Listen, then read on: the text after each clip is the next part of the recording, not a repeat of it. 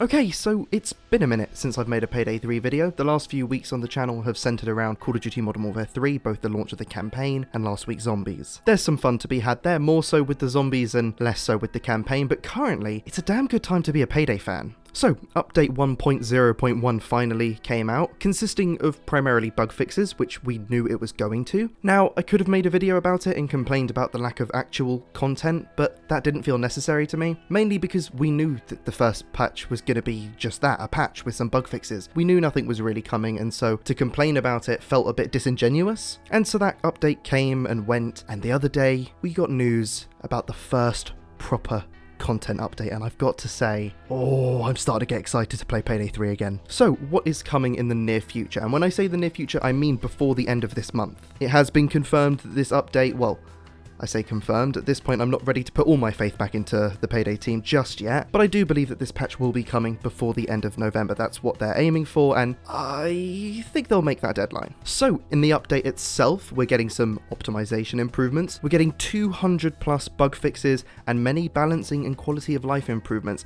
That was something sorely missing from update 1.0.1, the quality of life improvements. Bug fixes are great, but quality of life is better. And it's those quality of life improvements that Payday 3 is sorely needing at the moment, and so to have some confirmation that at least some of those are coming now is quite nice. We're also getting two cosmetics, one in the form of the Under Wraps mask, and the other in the form of the Compact 7 Lycan preset weapon. As far as I'm concerned, these haven't been shown anywhere yet, but while we're talking about cosmetics, we're going to have a new way of taking a look at the weapons we have with weapon inspects. This is something that I didn't necessarily think was sorely needed in Payday 3, but I'm very, very glad to see is coming to the game. Weapon inspects were something that I thought would be added, but given the launch of the game, I didn't think we'd see those for months, and so to have them coming this soon is a welcome surprise. And weapon inspect animations aren't the only animation update we're getting, because we're finally getting some brand new first-person interaction animations. In the dev update video, we can see these animations ranging from keycard interactions, the using of buttons, if you will, button usage, however you want to go about saying that,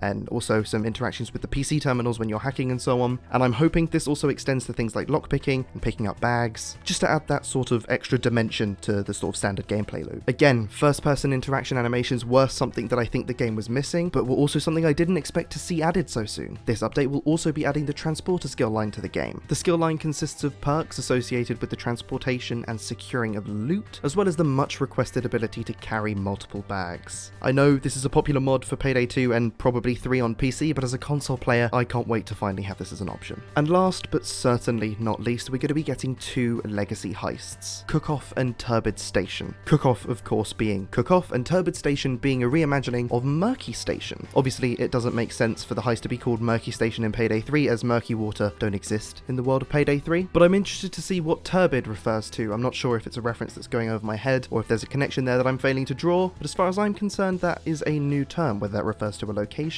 or an organization. Either way, these two heists are part of the free content pipeline for Payday 3, and so you don't need any particular edition of the game to gain access to these heists when the update goes live. But the names aren't the only things that are going to be different about these two heists. We do know that they aren't exactly carbon copies of their Payday 2 counterparts, primarily to make sure they interact better with the systems in Payday 3. But speaking of things coming back from Payday 2 into Payday 3, we have Locke.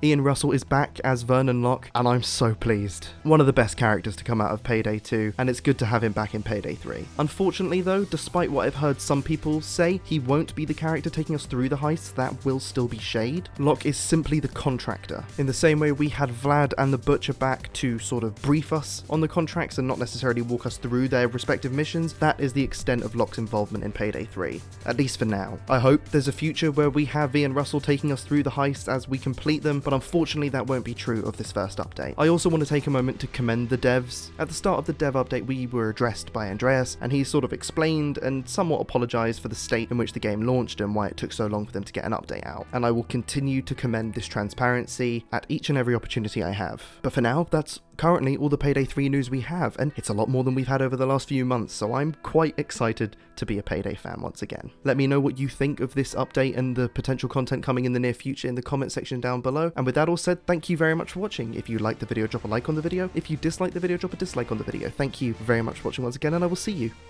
in the next video.